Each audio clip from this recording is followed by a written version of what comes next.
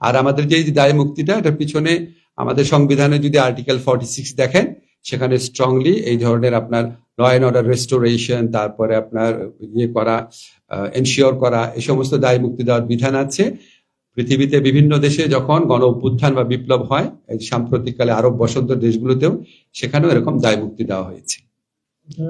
রাজনৈতিক প্রতিরোধের সাথে সম্পর্কহীন অবস্থায় ব্যক্তিগত এবং সংকীর্ণ লোভের বশবর্তী হয়ে বা স্বার্থের বশবর্তী হয়ে যদি কোনো হত্যাকাণ্ড হয়, হত্যার শিকার ব্যক্তির পরিবার যদি মনে করে যে এটার সাথে জুলাই গণ অভ্যুত্থানের সম্পর্ক নাই, উনি হিউম্যান রাইটস কমিশনে যাবেন।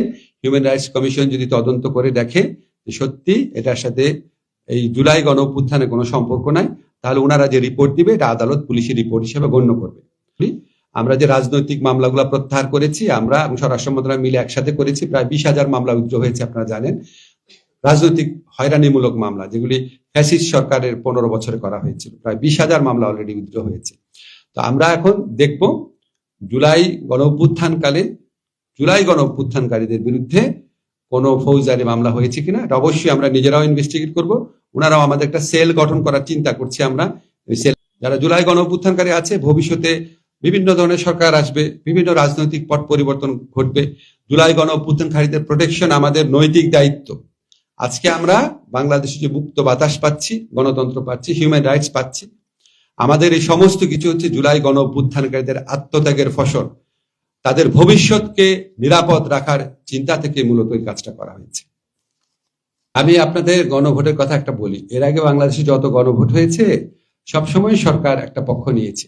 গণভোটের মাধ্যমে কোনো নতুন সরকার গঠিত হয় না। এই গণভোটটা কিসের দেখেন, আমরা দায়িত্ব নেওয়ার পর থেকে বলেছে আমাদের প্রধান কাজ 3টা: সংস্কার, বিচার, নির্বাচন। ঠিক আছে, এখন আমরা তো সবসময় সংস্কারের পক্ষে অ্যাডভোকেসি করেছি না। এই যে আপনার জাতীয় ঐক্যমত্য কমিশন গঠন, জুলাই চার্টার প্রণয়ন, সব তো সরকারি উদ্যোগেই হয়েছে। তা আমরা মনে করি গণ অভ্যুত্থানের অন্যতম প্রত্যাশা হচ্ছে সংস্কার। এখন আমরা এখানে সংস্কারের পক্ষে বলছি। আমরা কি সরকারে থাকবো? আমরা তো থাকবো না। আমরা সংস্কারের পক্ষে বলছি। এখন আপনি আইনের বিভিন্ন রকম ব্যাখ্যা দিতে পারেন, কিন্তু আইনের ইন্টারপ্রিটেশন একটা অনেক বড় ব্যাখ্যা হচ্ছে আলটিমেট আপনার উদ্দেশ্যটা কি। উদ্দেশ্য কি জনকল্যাণ, জনগণের স্বার্থ, রাষ্ট্রের স্বার্থ? আমরা আপনি দেখবেন সব দলই সংস্কারের কথা বলেছে, সব দল সংস্কার। যারা এই সংলাপে আমাদের শুনেন, হায়ের পক্ষে বলার অধিকার যেমন সবার আছে, নায়ের পক্ষে বলার অধিকারও সবাই আছে।